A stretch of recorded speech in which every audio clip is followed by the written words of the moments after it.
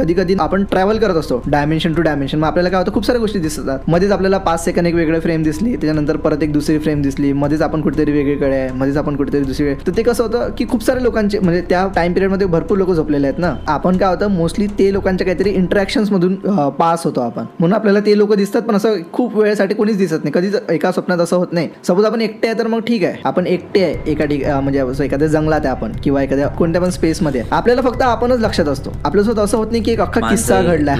असं कधीच होत नाही की एक अख्खा किस्सा घडलाय की मी 1 तासभर कोणत्या तरी माणसावर बसून बोललोय स्वप्नामध्ये. असं होत नाही कधीच. तुला फक्त एक छोटीशी झलक दिसणार, कारण त्यांना पण एक वेगवेगळे डायमेन्शन्स मधून ते पण लोक पास होत असतात. मग ते आपल्याला कुठेतरी मध्ये भेटतात एक 2-3 मिनिटासाठी आणि ते चेंज होतात फ्रेम्स. आणि तेव्हा असं होतं की जेव्हा आपला प्राणवायू आपल्या बॉडीच्या एकदम जवळ असतो ना, तेव्हा जे आपल्याला दिसतं ना ते सगळ्यात जास्त खरं असतं. असं होतं. म्हणजे सपोज आता तो कुठेही असू दे, तो सपोज तुमचा प्राणवायू तुमच्या अमेरिकामध्ये असेल, पण तुम्ही जर त्याच्या 2 मिनिटांनी उठणार आहे ना, तर तो तुमच्या सगळ्यात जवळ आहे. म्हणून असं बोलतात की जे आपण सकाळी बघतो ना ते खरं होतं.